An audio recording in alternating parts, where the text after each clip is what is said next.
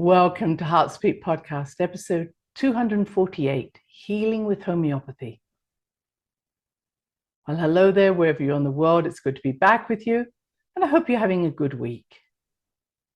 After my last podcast, I was asked whether or not I could share a little bit more about homeopathy, how to take it, when to take it, especially after I had mentioned that I used to suggest a first aid kit for my families when I was working in general practice.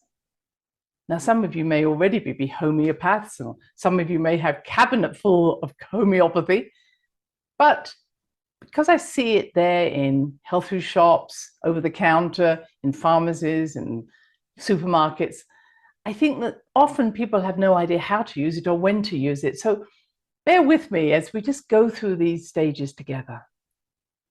Homeopathy is truly an energy medicine, much like the flower essences, and in fact, they're produced in a very similar way. The name homeopathy means like cures like, which means if you took a substance that then causes symptoms, when you dilute this substance into its energetic form, it will cure those symptoms. This is the magic of homeopathy. And for me, as someone who works with energy, as many of you may do, and chakras, I want to try and help the body to change before the illness needs to manifest. I work both with people who have manifested illness, but also to stop that or prevent that.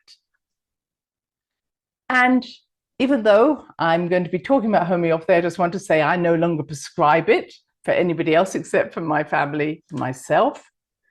But there are many fabulous homeopaths around. I also want to say that homeopathy works very well alongside conventional medicines, although I'm going to say, please do not stop any of your conventional medicines. Ask your doctor what you should do. This is not for me to prescribe or to tell you what to do. But again, because this is there on the shelves, I think that many a time people are trying out these different remedies without necessarily telling their doctor or even knowing what to do. So let's see if we can at least get everybody to understand the principles of homeopathy. So you take a substance, which might be animal, vegetable, or mineral, and you put it in a bowl and you crush it down, and then you dilute it. And it's the dilution, which is very specific, and the whole way of doing this is very specific, but the dilution then tells you what we call a potency. So if I dilute it 10 times, or 10 times its ratio, I should say, if I do dilute it 10 times its ratio, then it's a 1x product remedy. And if I do that 12 times, it becomes a 12x. If I dilute it to its ratio of 100 times, it's a 1c. A 1m 1,000 times. So I'm saying it's the ratio of the substance to the amount of dilution is 1,000 times. Now, what really upsets the scientists is that once you go past 12x, then there is none of the physical substance still available within that water or that liquid. They say, therefore, it cannot work. That's the principle. When there's nothing physically in there, it can't work. And yet, I can guarantee of all the years that I practiced homeopathy, I could see great success at the C, the 100, the million, or the 1,000, I should say, etc., etc. So I have seen success beyond that 12x. And I think it's because every time you dilute, and one could say succuss, which is to stir, you're actually strengthening the energy, and you could say weakening the physicality of a product, which makes sense. The frequency goes up as there's less physical available. Now, homeopathy can then be produced into small pills, into liquid, into a cream, into powders. And it's always a little difficult for me to say when someone says, well, how do I take it? You have to understand from the producers, the manufacturers, what is one dose. So I used to use little tablets that got crushed. So they were then put into a a powder and put into some paper, and I would say take 1 powder. Usually a dose can be 3 little pillules that you bring out of a bottle. Sometimes it's a liquid, but you have to decide what a dose is or find out from the manufacturers. The truth of it is, with homeopathy, it's not the amount you take in one time, it's the regularity that you take. In other words, if you took 6 of those little pillules, they would make no difference than you took 1. So not to get too worried about that. Now, the way we look at homeopathy is the more physical the problem, the more static the problem, the lower the potencies. The less static the problem, one might say the more energetic or even more mental, still in the mental form, or even in children, you can use higher potencies. So if you've literally got a physical problem, you should take something that's in the sort of X range, 30X, 6C, up to 30C. That would be my suggestion. I know I'm just giving you my insight. And when you're taking these lower potencies, you can take them more frequently. So that would be, you might say, okay, I'm going to take 1 dose every 2 hours, 1 dose every 3 hours. So you can take it more regularly at lower potencies. The higher potencies, what one might say, the 100C, 200C, 1M, there are obviously other potencies, but that's what I'm going to just talk about. You don't take them so regularly. So the more physical the problem, the more often you're going to take a remedy, and the lower the potencies should be in the X up to the 30C range. All right. Now, the next thing to say is, once you have no symptoms, you stop taking homeopathy. Homeopathy only works on symptoms, like cures like. So if there's nothing that there are symptoms coming from, don't take homeopathy. Otherwise, you have a problem because we call it proving. So if you keep taking a homeopathic remedy, you start to actually get the symptoms again physically that were seen originally. So you don't want to do that. And it's okay to say, well, okay, well, I'm going to take this for 3 days and then I'm going to stop. And then if I've still got symptoms, I'll maybe take them again after 2 weeks. You can space out the taking. Now, I would call myself a classical homeopath, which means I tend to, when I was prescribing, would give 1 remedy. And I have to tell you, there are thousands of remedies that we have to learn. There was many a night when I would be almost lying in my bed trying to work out a remedy because I wanted to get the right remedy for this person. And when you do get the right remedy, it's magic. And there are many, many homeopaths are much more magical and brilliant at this than I am. But I'm just going to share some of the more common remedies with you. And really just to say that these are ones we call constitutional. And once again, I say that it's much better to take 1 remedy and see its results rather than taking several remedies at one time, although that's fine. And that often is how it appears, as I say, in a remedy that you might pick up in a health food shop. What I loved was what we call the mentals. So when you're looking at the patient, and I think this was most of the healing took place here, we ask a lot of questions. And I think that was often the healing. I used to find that clients would say to me, you know, I didn't take the remedy because I felt so good after talking to you. It didn't mean the homeopathy didn't work. It was almost like I was the homeopathy by talking about this.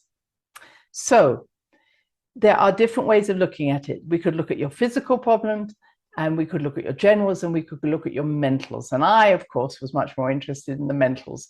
What is the mental state of this individual when we're giving that remedy? It's absolutely fine if we deal with a physical problem as well. And the other questions we'll often ask, which are strange questions for people who've never done homeopathy, is what makes it better or worse? Heat, cold, night, day, lying on one side, lying on another side? Is it better in the morning? Is it better in the evening? These are the questions we just love. And when someone comes up with something quite unusual, then that's when we really prick our eyes and ears up, because it's really telling us that this is the remedy this person needs. So let's start with one of the basic ones that I hope you do have in your cabinet, your medicine cabinet already, which is arnica. Arnica is the bruise remedy. And the reason I'm describing it in all those ways is that when we are prescribing arnica, we're not just looking at a physical bruise, although that's going to be really important about what I'm about to say. But you may have come out of a situation where you felt battered and bruised emotionally. So I've used arnica when someone says, I just felt battered. I just felt bruised by that situation. And it works just as well. So remember, it's not the illness, the diagnosis that we're interested in homeopathy. It's your description of the symptoms. That's why we're going to be so specific. You say, I've got pain. And we'll say, is it worse in the morning? Is it worse in the evening? Is it worse when you go to bed? Because we're not just wanting to hear about your pain. We want to say what's unique about it. So arnica is a great bruise remedy. Now, you should have a tube of it, whether a gel or a cream, to rub into a bruise. Anybody who's playing sports should have arnica. You might have it as a tincture, etc. It can be taken. But maybe at this point, it's good for me to say, even though I'm talking about gels and creams to be rubbed in, when you take homeopathy into the mouth, you should not swallow it. So we often say, put it under your tongue. And you can crunch it if it helps, if you're taking something and you're wanting to crunch it, break it up, but it shouldn't be swallowed because the acid of the stomach breaks it down and destroys it. We also say that when you take homeopathy through the mouth, try to take it away from food and drink 20 minutes either side. In other words, it might be the first thing in the morning, last thing at night. It's not a big deal. And we tend to say stay away from strong smells like coffee or toothpaste, mint toothpaste. And I know that many of my clients used to have a special toothpaste that wasn't minty to be used around homeopathy. But, I've heard people say, I didn't take it because I couldn't find the time to take it. And yet we would use it and put it into the water of cows who had problems with lactation, and it worked beautifully. So even though I'm telling you all of that, don't get too worried about the specifics if you really need it. Okay, so arnica can be rubbed in any place where you feel bruised. Even if you, as I say, it isn't even a physical bruise, it can just feel bruised in your body. And you can use arnica by mouth. Now, if I was going to have an operation, especially if I was going to have something that would bruise me, like a tooth removal, anything that was bruising, I suggest taking arnica the night before, the morning of, the evening of, and maybe continue that for 2 or 3 days after, as long as you're feeling bruised. And I would take arnica at 30C to do that. Now, you might say, should I take 6 or 30? I'd say 30, but if you're going to take 6, you could take it even more often, maybe every 4 hours. Taking it before the operation, the morning of, again, it's not going to interfere, it's not going into the stomach. So even though they say nil by mouth, this is going to be fine. And then whatever's happening, you take it afterwards, and you can take it every 4 hours until you don't feel bruised. Hope I'm not confusing there. That would be what I would do for arnica. Now, if you've really felt bruised and you're able to find a homeopathic pharmacy, and there are many great ones around the world, then you could get a 200C or even a 1M remedy. When you take these higher potencies, for instance, you may say, the episode is over, but I still feel bruised, and it's more on a mental level. I use 200C or 1M, and I usually say, take 1 dose at night, 1 dose in the morning, and 1 dose the following night, just 3 doses. That makes sense? So the more you're away from the problem, and the more it might be on the mental level, you can go to those higher potencies and see if you can literally knock the bruising out of your system. Again, I'm not prescribing, I'm not suggesting, I'm just giving you an idea of how to use these remedies. Now, when I was practicing homeopathy, I would say, come back and see me 4 to 6 weeks. And the reason I did that was that with homeopathy, as with many forms of treatment, we often see that bruising or something will come out the body. In other words, it gets worse before it gets better. So it's not uncommon if you take the homeopathy, like I'm saying, not too often, that you may see bruising, if we're talking about arnica, coming out the body, and then it will disappear because it got stuck in the body. And what we say about healing is it comes from within to the outside and from the top to the bottom.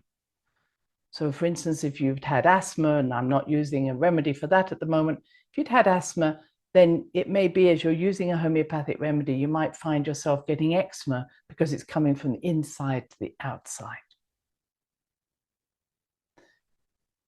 I remember a lady who I worked with who had unfortunately been badly beaten in a marriage, a relationship, and she'd left that relationship, but she still had problems with different parts of her body that had been bruised. I gave her just those 3 doses, as I mentioned. When she came back to see me, she said, as the healing happened, some of the old bruises came out, but she said, now my body is free of that. So this is how homeopathy works. It gets into the problem and expands and brings it to the surface and moves it. Now, once again, I'm not prescribing, but I am suggesting you might find a homeopath if what I'm saying to you makes sense, a licensed professional homeopath. If you say, you know, I have that, I need some guidance, that would be good. But we come back to arnica on a very first aid level, have it in your closet. When you have bruises, take some arnica. If something feels as if in your body you've been bruised, it's a great remedy. The next remedy is aconite. Aconite is a flower, and aconite is a great remedy at the very beginning of getting a cold. And you're just thinking, oh, I think I've got a cold, I've got something happening here. Aconite is that great remedy. It's also the shock remedy, so that when someone has had a shock, aconite is a wonderful remedy to have in the home. Again, if you're just going to have it as a 6C, you could just say take it every 2 or 3 hours until you feel calmer. And I would say no more than about 6 doses of aconite, trying to give you some guidance. And another remedy that is fantastic for the beginning of flu and that my husband and I use all the time is oscillium. And I'm always pronouncing it wrong, and I'm just holding it up for those who are on the video to see. Oscillinum, I should call it.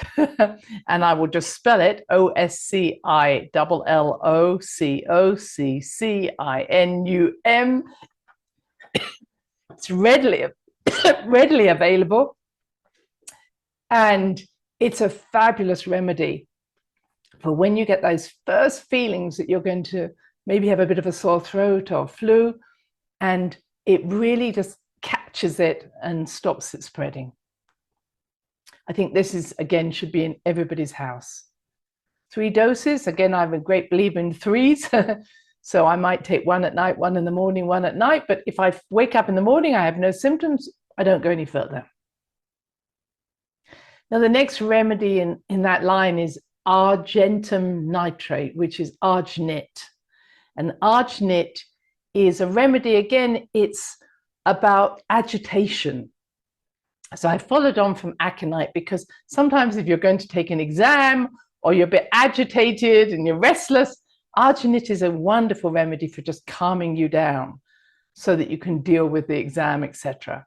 Again, I might say a 6X, a 6C before the exam. Take it every 2 or 3 hours until you feel calmer, no more than 6 doses. So they're the sort of remedies that will go around in terms of flus, etc. Another great remedy, I have to say my husband has absolutely loved, is Hepar Sulph. And Hepar Sulph is a particular remedy that's good for sinusitis or painful swelling of infections. It's really a remedy where I have to say it's just before that pussy stage occurs. And Hepar Sulph helps us to just reduce the amount of chance that this will go into a bacterial infection. Now, one thing about Hepar Sulph people, they are very hot people, definitely my husband, and they also don't like tight clothing around their neck, which is definitely him.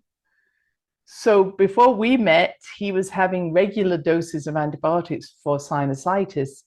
I gave him 3 doses of Hepar Sulph at 1 mg, hasn't had an antibiotic since. And so again, it wasn't the fact that he was necessarily just waiting for the next infection. His mental state was he could get hot and bothered, heated, and out would come the sinusitis, the infection. So if you have anybody who has that same sort of heat in their body and can get pustules or any sort of problem there, very good to calm that down. Now, another remedy that's about heat is belladonna. Belladonna was often used by women to make their pupils large, used to be very attractive. But belladonna is really good for children's febrile experiences when they get hot with a cold. And of course, we've been seeing a lot of that recently with people with great temperatures. I wish everybody had been prescribed belladonna, because belladonna, again, I would say 6C, every 2 or 3 hours, 6 doses, brings the temperature down. Where there's no temperature, stop the belladonna. I'm giving just a blanket way of looking at this. So when you get hot and bothered, or especially when your temperature goes up, belladonna would be a great gift. And it stopped a lot of the children having febrile convulsions. Now, where else do I want to go? Let's go to Nat Muir, one of my favorite, maybe because it's very much an English remedy. So Nat Muir is salt, or it has a connection to salt. And one of the things that we always ask someone who needs Nat Muir is, do they like salt, or are they affected by salt? And if someone says, I have to put lots of salt on my food, or I eat salty crisps, you know they need Nat Muir. Why do I say it's the English remedy? Because it's the stiff upper lip, the person who doesn't grieve, the person who says, I'm fine, because it's connected to the salt in our eyelid, our eye drops, in our tears. And so when someone is holding on to their grief, never crying, never letting anything come out, then Nat Muir is the remedy. Sometimes I find myself not necessarily being sad, but feeling that I'm not able to just breathe out and relax, and sometimes feel a bit sad. So if you've been through a grief process, or sometimes where you hold everything in, probably a good cry would do you the world of good. Nat Muir, 30C, night, morning, night. Just do that, see what happens. Now, the other people that might need a remedy is called Ignatia, Ignatia. These people have weird symptoms of grief. They don't hold it in, but their symptoms are all over the place. Ignatia, 30C, night, morning, night, see if that releases. And now we move into some of the other remedies that you might find interesting. I very much like to prescribe for women who are having premenstrual syndrome. And that can be a few days to up to 10 days before their period. Now, you don't have to be having periods to have these symptoms. So if you're someone who can feel exhausted, and that, as I say, is often a sign of PMS, but it can also just be you're feeling exhausted, you're feeling tired, you just don't want to be bothered with anybody, just leave me alone. Am I speaking to any of you? Then the remedy you need is sepia. And what I love about sepia is it's the ink of the cuttlefish. And why does the cuttlefish express its ink? It wants to put itself behind this inky mask and tell everybody, goes, leave me alone, go away. So if that's you, you feel sometimes you want to hide and you get, quite annoyed if people bother you, you're just exhausted, then sepia is a great remedy. Now, if I was taking that premenstrually, let's say my premenstrual problems were worse 5 days before my period, I would be saying take a 30C, maybe twice a day for 5 days. Again, following my regime of putting it into your mouth and away from food and drink if possible. Now, if the following month you have no problems, don't take the sepia again. Now, another remedy we use for PMS is lachesis. Lachesis is the snake venom. And unlike the women who just want to collapse because then just leave me alone, when you need lachesis is you want to spit at everybody. You get angry at everybody. Now, again, this doesn't have to be related to your period. You may just want to spit at everybody anyway. But what's very significant, the problems are all down the left side of the body, and these people do not like tightness at their neck. So they're always undoing. If you said, do you like tight clothes? They go, oh no, I hate tight clothes. They're always wandering around with very loose clothes on themselves. So if you think of the snake, when it gets cornered, it will spit at everybody. And that's when you need this remedy.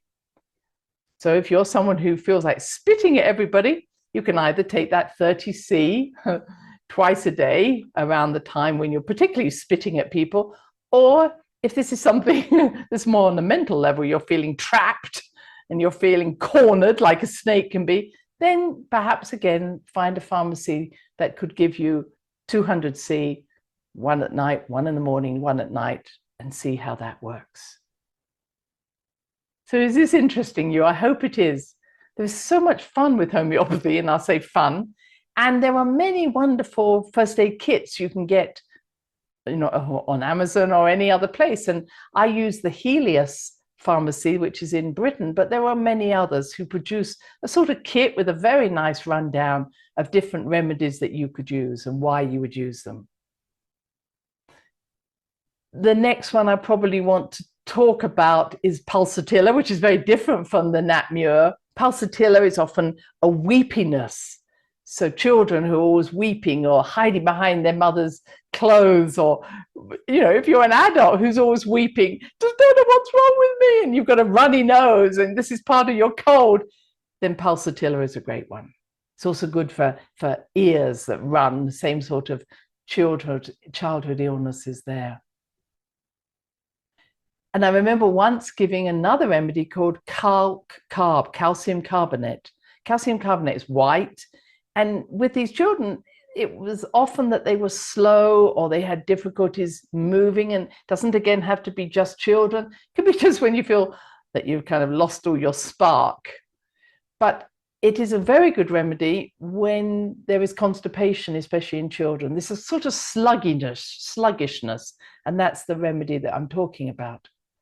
And I remember these parents coming to me with this, I think he was 8 months old baby, who already the doctors had put him on high levels of laxatives because he just had an immature bowel. And we knew there wasn't anything physically wrong with the bowel, I want to say that, but he just very sluggish bowels. So I gave him one dose, because in children and babies, you can use very high potencies just once. And because they haven't got so much old energy hanging around themselves as we do as adults, one dose can just do it. So he had one dose of calc carb at 1 mg. The following day, the parents phoned me and said, oh my goodness, we had to call out the plumber because he emptied his bowels so much it blocked the toilet. And I think, why aren't we doing this? Why not calling out plumbers, but why are we not using homeopathy in these ways to help what clearly is either a psychological or an energetic problem that really could be helped? And that child went on and didn't have any other problems. There's a couple more that I'm going to talk about. One is phosphorus. And I think phosphorus is a remedy that maybe many of us need who are very sensitive. So phosphorus, when you're feeling that you've got no emotional boundaries, that you feel very vulnerable, phosphorus is a great remedy for just creating a bit more of a boundary around you. It's a really nice remedy. Again, it can be that you're having symptoms, but I try to stay with the idea of your hypersensitivity to psychic experiences. 30C, maybe twice a day for 5 days. See how it works. My last remedy is Russtox. Russtox comes from poison ivy, so it actually is often used when we get poison ivy symptoms. If you've been stung by poison ivy, it's a horrible rash, and Russtox helps there. But it also helps in arthritis. And the classical symptoms of Russtox are, I have pain and stiffness, especially in the morning, and that my arthritis gets better when I'm moving around. And if that's your pets or you, and I know many veterinarians use homeopathy, which is fantastic, but they will often prescribe Russtox, or to an adult, a person like yourself who might be stiff in the morning. Russtox, again, before you go to bed, 30C, when you start getting up in the evening again, once you don't have symptoms, don't need it anymore. Now, I could go on and on because I've used many of these remedies so much myself. And what I want to just finish with is saying that homeopathy is an energetic medicine, as I mentioned, and the beauty of it is in describing the remedy, like I'm describing the snake or the cuttlefish ink, it is often that like cures like, because if I can describe you in that way, if you say, that's exactly me, I feel like a snake that's trapped, that's homeopathy. So in the resonant frequency of being able to describe yourself to you, the healing is there. The remedy is only part of what's going on. The being heard and being seen and being witnessed for how you feel, to my mind, is the healing. So I hope you will go out, have a try at some homeopathy, have a little first aid kit, maybe get something in from a homeopathic pharmacy. And especially if you have children or grandchildren, use this alongside orthodox medicine, not in replacement to. Again, I'm just being careful there. But it's so nice to have something in the house for the immediate moment before maybe you even find the doctor and can work with them, because it's the ability to work and do our own healing and to help each other that really is needed at this time. So I hope this has helped. I'm there if you have questions, not prescribing questions, but I'm very happy to hear about your comments and to see what you may have used in the past or now. Until next time, take care. Bye-bye. Thanks for listening to the HeartSpeak podcast with Dr. Christine Page. Please check out all HeartSpeak episodes in the podcast archive section on www.christinepage.com. HeartSpeak is also available on iTunes, Spotify, Google Podcasts, Sticher Radio, and now playing on Amazon Music and iHeart Radio. You can also watch the archive podcast on Christine's channel, on YouTube, and now on Rumble. Connect with Christine on Instagram, LinkedIn, and Facebook, including her newest Facebook group, The Great Mother Calling. Do share with family, friends, colleagues. Join us next time for another edition of HeartSpeak.